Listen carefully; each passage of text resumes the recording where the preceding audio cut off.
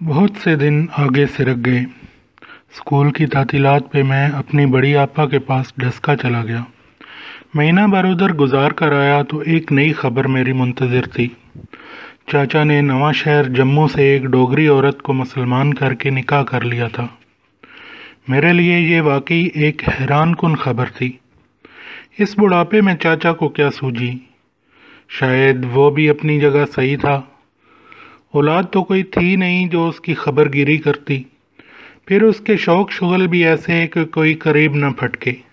ان حالات میں کوئی نہ کوئی تو اسے چاہیے تھی جو اس کا مردہ سنبھالتی۔ میں نے اب اس کے متعلق سوچنا اور جھانکنا بھی چھوڑ دیا ہوا تھا، مگر یہ خبر سن کر میرے اندر خود بدھ سی مچی کہ دیکھوں تو صحیح چاچا کسے ہماری چاچی بنا کر لایا ہے۔ میں اوپر چلا گیا، دیوار کی جھریوں سے ادھر تانک جھانک کی، مگر چاچا نہ چاچی دونوں کہیں دکھائی نہ دیے۔ ایک آدھ دن مزید گزر گیا۔ ایک صبح ماں جی کوٹھے پر کریلے دھوپ میں رکھنے آئیں تو میں نے ماں جی سے ٹو لینے کی خاطر پوچھا، ہماری چاچی کیسی ہے؟ کاکا میں تو صرف اتنا جانتی ہوں کہ تمہارے نکمے چاچے نے ساری زندگی کوئی ڈھنگ کا کام نہیں کیا، بس الڑ بلڑ باوا ہی بنا رہا۔ اچھا ہوا اس مرنے والی نیک بخت کا پلہ پاک ہوا، اس کلموئے نے تو اسے رول کر رکھ دیا ہوا تھا۔ اب تمہارا بے مہارا اونٹ چاچا پہاڑ تلے آیا ہے، کسی بلونگڑے کی طرح اس کے آگے بچھا رہتا ہے۔ ماں جی چاچی کیا بہت خوبصورت ہے؟ وہ تو پریوں سے زیادہ خوبصورت ہے، بڑی نیک اور اللہ والی ہے، دیکھ لینا ککڑ کو کیسا سیدھا کرتی ہے۔ ہندو برہمنی تھی، نواں شہر والے سائیں نیاز محمد کی ماننے والی، رب نے ایسی آنکھ کھولی کہ مسلمان ہو گئی، وہیں سائیں جی کے ڈیرے پہ پڑی اللہ اللہ کرتی رہتی تھی۔ ککڑ بھی انہی کا مرید ہے۔ نواں شہر گیا تو سائیں سرکار سے دعا کے لیے عرض گزاری، اپنی بیوی کے مرنے کا بھی بتایا۔ سائیں جی نے دعا کر دی اور وہیں نکاح بھی پڑھا دیا۔ اب دیکھ لینا یہ ککڑ سب خراب دندے چھوڑ کر پکا حاجی نمازی بن جائے گا۔ ماں جی اور تو سب کچھ ٹھیک ہے، لیکن چاچا ککڑ کبھی ٹھیک نہیں ہو سکتا۔ کاکا ایسے نہ بول، رب سونا جسے چاہے جب چاہے ہدایت دے دے۔ اس کو تو سائیں سرکار نے یہ بھی بشارت دی ہے کہ رزق حلال کما، اللہ کی بندگی کر، اپنی بیوی کو خوش رکھ، اسی کے بطن سے تیری نسل چلے گی۔ میں ماں جی کی باتیں سن کر حیران بھی ہوا اور خوش بھی۔ جی میں آیا کہ چاچا کے پاس پہنچ کر اس سے صلح کر لوں اور نئی چاچی کو دیکھوں۔ ماں جی میں ذرا چاچی کو دیکھاؤں، آپ نے اس کی اتنی تعریف کی ہے کہ دل چاہتا ہے دیکھوں وہ کون سی چاچی ہے جو چاچا ککڑ جیسے ٹیڑھے انسان کو سیدھا کر سکتی ہے۔ وہ اتنا اطاولہ نہ ہو۔ آج شام ہم نے تمہاری نئی چاچی کی دعوت کی ہے، وہ یہیں آ جائے گی، جی بھر کے دیکھ لینا، لیکن زیادہ چپڑ چپڑ مت کرنا۔ مغرب کی نماز کے بعد چاچا اور چاچی ہمارے ہاں پہنچ گئے۔ پھل کی ٹوکری بھی ساتھ تھی۔ چاچا کے پیچھے چاچی پہ جب نگاہ پڑی تو میں بے ہوش ہوتے ہوتے بچا۔ چاچی کا قد ایسا تھا کہ اسے دنیا کی کسی چیز سے تشبیہ نہیں دی جا سکتی تھی۔ نہ تو موٹا قد کہا جا سکتا تھا، نہ سر و قامت۔ ایک لمحہ کے لیے تو مجھے یوں محسوس ہوا جیسے چاچی کے پاؤں پاتال میں گڑے ہوں۔ سر کہیں اوپر بادلوں اور فضاؤں کو چیرتا ہوا ساتویں آسمان پہ جا ٹکا ہو۔ دوسرے لمحے پھر وہ یوں دکھائی دی جیسے شمال جنوب کو اپنے ہاتھوں بازوؤں سے علیحدہ کیے کھڑی ہو۔ پوری دنیا لمبائی چوڑائی اور اونچائی میں اس کے وجود سے بری ہو۔ جسم تو وہ بھی کچھ ایسا کہ آسان اور عام لفظوں میں بیان نہ کیا جا سکے، جیسے اس کا پیکر گلیشیئر کے کسی شفاف ٹکڑے سے تراشا ہوا ہو۔ دیکھو تو آر پار ہوتے ہوئے نگاہیں جم سی جائیں۔ ساتھ جڑتے لمحے یہ بھی احساس ہوا کہ اس کا تمازت توز سراپا جیسے کسی آتش فشاں کے گرم لاوے کے آتشیں کرسٹل سے ابھی ابھی ڈلا ہو۔ چاند سا روشن چہرہ، عجیب سا ابھرتا ڈوبتا سیماب کی مانند سرسراتا ہوا سیمی سورنگا، چیچک کے سنہری داغ اتنے سجل کے نہ ہوتے تو شاید چہرے پہ چندرما کی یہ چمچم نہ ہوتی۔ سیاہ کالے کالے لمبے بال، ایک آنکھ گول دوسری قدرے لمبی، جسے عام آنکھ رکھنے والا محسوس نہیں کر سکتا۔ ایک عجیب سی شخصیت تھی، جیسے وہ عورت نہ ہو کوئی اپسرا ہو، ایک طاقتور مقناطیس ہو، دیکھنے والا نگاہیں ہٹانا بھی چاہے تو ہٹا نہ سکے۔ عام انسانوں سے ہٹ کر یقیناً اس میں کوئی خاص بات تھی جو مقابل کو مسحور کر دیتی تھی۔ اس سیر سے نکل کر چاچا کی جانب دیکھا تو وہ بھی ایک عجیب سی شے دکھائی دیا۔ سر پہ نماز والی ٹوپی، شانے پہ تولیہ، مسکینوں کی سی صورت، چہرے پہ بڑا گہرا انکسار اور عاجزی جیسے چندہ مانگنے والوں کے چہروں پہ ہوتی ہے۔ اسے دیکھتے ہی میری ہلکی سی ہنسی کھسک گئی۔ چاچا میری جانب اور میں اسے دیکھ رہا تھا۔ جب وہ دونوں چارپائی پہ بیٹھ گئے تو چاچا نے آنکھ کے اشارے سے میری توجہ چاچی کی جانب مبذول کرائی۔ شاید اس کا مطلب یہ پوچھنا تھا کہ یہ کیسی ہے تمہاری چاچی؟ تھوڑی دیر بعد چاچا وہاں سے اٹھ کر میرے پاس آ بیٹھا۔ موقع پاتے ہی میرے کانوں کے پاس ہونٹ لا کر ہولے سے کہنے لگا، یار کاکا، گولی مار سونے وونے اور ناراضگی کو، پھر سے دوستی پکی۔ چاچی میری جانب پیار بری نظروں سے دیکھ رہی تھی، مگر میں چاچی کی طرف دیکھنے سے اجتناب برت رہا تھا۔ شاید میری ظاہری آنکھ اس کی پراسرار سحر انگیز شخصیت کو دیکھنے کی تاب نہیں رکھتی تھی، لیکن میرے باطنی وجود کی اربوں خربوں آنکھوں کا محور و مرکز وہی تھی، جیسے صدیوں پہلے ہم ایک دوجے کو جانتے ہوں، ہماری ایک نہیں کئی ایک قدریں مشترک ہوں، ہم دونوں کا کچھ سانجھا ہو۔ چاچی کی جانب سے توجہ ہٹانے کی غرض سے میں نے یوں ہی چاچا سے سوال کر دیا، چاچا، شادی سے پہلے تم نے چاچی کی آنکھیں دیکھی تھی؟ یار آنکھیں تو ایک طرف، میں نے تو تمہاری چاچی کو بھی نہیں دیکھا تھا، بس مرشد پاک کا حکم تھا، سر جھکا کر حکم کی تعمیل کی اور شادی ہو گئی۔ میں نے چاچی کے صدقے چاچا سے اپنی کٹی ختم کر دی۔ میں بڑی شدت سے محسوس کر رہا تھا کہ چاچی باتیں تو میری امی سے کر رہی ہیں، لیکن بہانے بہانے چور نظروں سے مجھے بھی دیکھتی جا رہی ہیں۔ ایک آدھ بار میری نظریں بھی اس کی فضوں بار نظروں سے ٹکراتے ٹکراتے بچیں۔ ہر بار میرا دل بلیوں اچھل کر حلق میں اٹکنے کو آتا تھا۔ بہرحال مجھے چاچی اچھی لگی تھی۔ کھا پی کر فارغ ہوئے تو ابا جی اور چاچا حقہ لے کر پرے بیٹھ گئے۔ امی برتن سمیٹنے لگیں۔ چاچی فوراً موقع محل سے فائدہ اٹھاتے ہوئے میرے پاس آ بیٹھی، اور میرا دل تھا کہ حلق میں آ کر اٹک گیا۔ میں بونچکا سا اٹھنے کی سوچ ہی رہا تھا کہ چاچی نے موتیے کے پھول سا مومی ہاتھ میرے شانے پہ رکھ دیا۔ مجھے یوں محسوس ہونے لگا جیسے میں کلاکند سے بنی ہوئی عورت کے پاس بیٹھا ہوا ہوں۔ دودھ کھوئے، روح کیوڑا، کوزہ مصری اور زعفران کی ملی جلی خوشبو میری روح میں اترنے لگی۔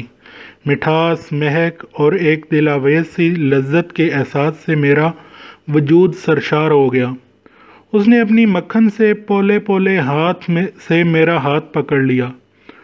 میں واضح طور پر محسوس کر رہا تھا جیسے غیر مرئی سی سرسراتی لہریں میرے جسم میں سرایت کر رہی ہیں۔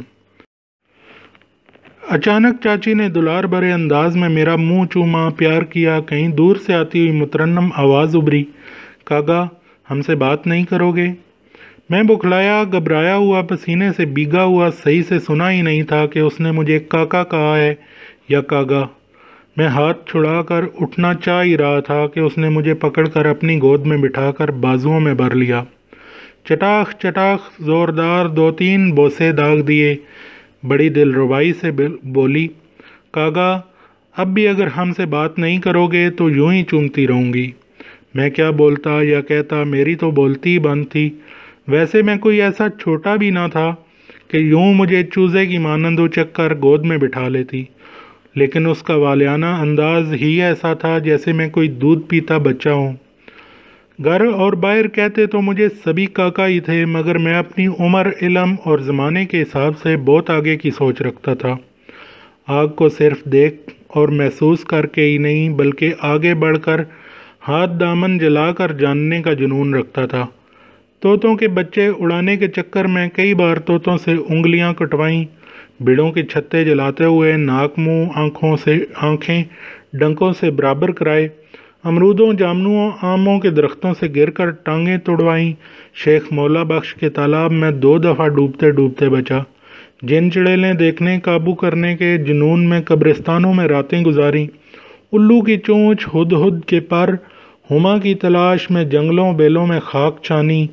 اس میں اعظم سیکھنے کے لیے حافظ صاحب اور شاہ صاحب کی میت میں کئی ہفتے جو، شہد اور پانی کے گھونٹ پہ روزے رکھے اور وظیفے کیے، چلے کاٹے، اور دور چاچا ککڑ کے سے قریب کیمیا گری بھی سیکھ چکا ہوتا اگر پرانی چاچی نہ مرتی۔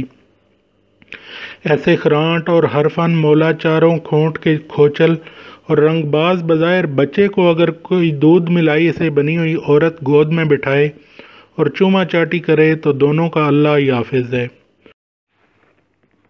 مجھے مسلسل خاموش اور سراسیمہ محسوس کرتے ہوئے اس نے حکمت عملی سے میرا منہ کھلوانے کی خوبصورت کوشش کی اور کہنے لگی، کلمہ شریف آتا ہے؟